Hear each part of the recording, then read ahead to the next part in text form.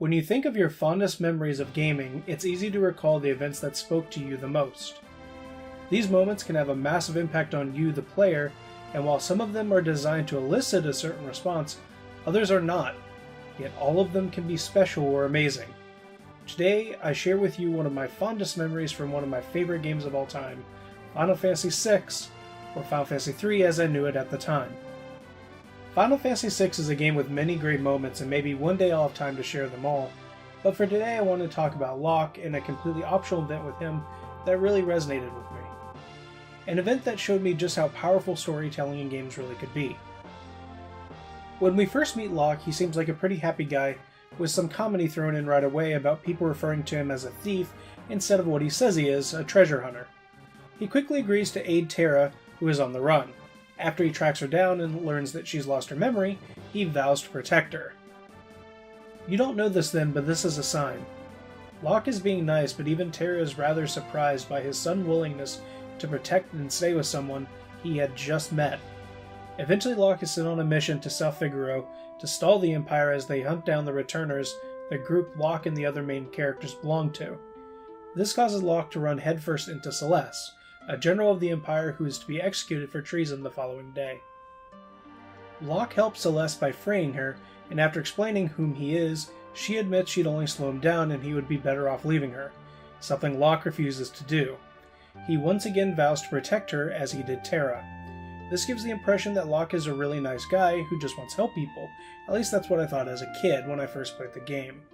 However, this really isn't the case. So the game continues on, and eventually you have a big battle at Narshi, and at the end, Terra transforms and flies off. The group decides to track her down and hopefully figure out who or what she actually is. This leads us to the town of Kolaghan, and where this memorable event takes place. If you bring Locke with you and head into the top left house, you will see a flashback. Locke begins by saying that he couldn't protect her.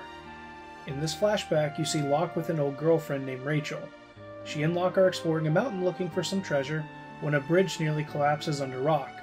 Rachel knocks him out of the way and onto safety before the bridge falls with her on it. Locke jumps down and finds her and takes her back to her home, only for her to awaken having lost her memory. Some time passes and we see that Locke gets forced away from Rachel by her parents, who blame him for her memory being lost. A year passes, and when he returns to Kolaghan, he learns that Rachel was killed when the Empire attacked while he was away. Her memory had returned just before she died, and the last thing she uttered was his name. The scene ends with him saying that he had failed her.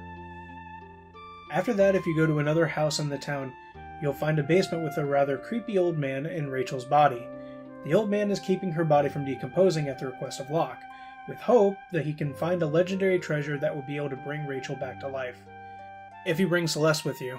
After the scene ends, she returns one last time to look down at Rachel, realizing now, as the player does, just who Locke really is. A broken man whose heart has been wounded twice over. Locke loved Rachel, and she loved him, so he blames himself for what happens to her.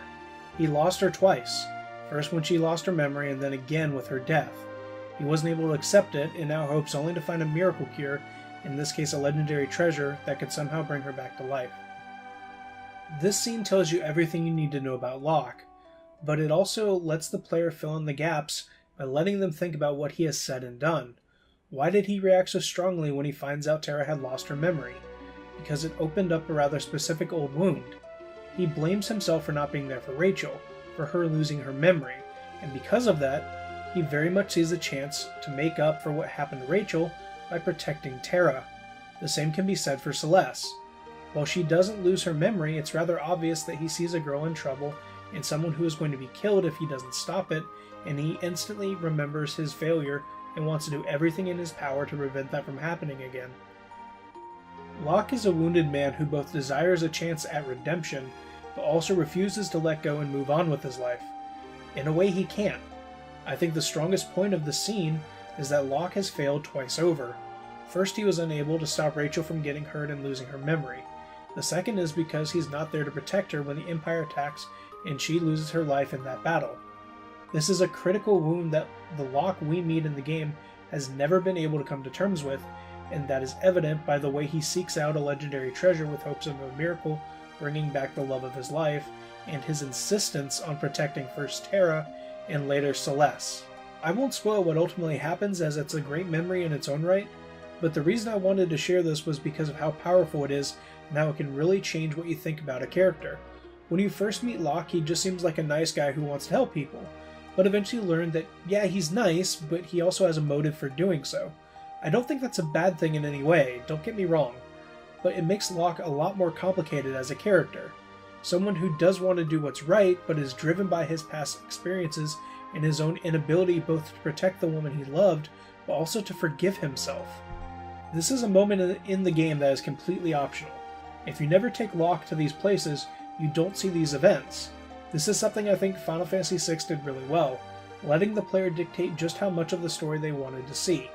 To me, this is one of the most powerful moments in the game, as we see just how complicated many of these characters really are, and how they ultimately become the characters we play as.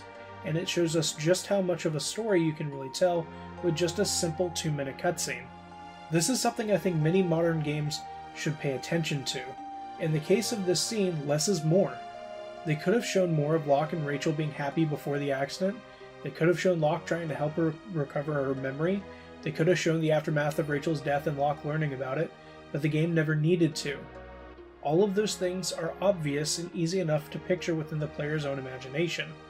As I said, this is a scene that lets the player really fill in the gaps, and because of that, it becomes much more powerful and personal to the player.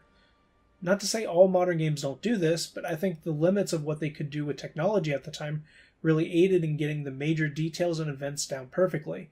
At times, less is more, and something that I think many modern RPGs have forgotten. There are many more memories from Final Fantasy VI I wish to share, but that will have to be for another time. While this was much more of a somber and sad story, I do think it's powerful, and that's one reason I've always remembered it. I'm Novel Mike, and I hope you enjoyed this memory. Many more to come.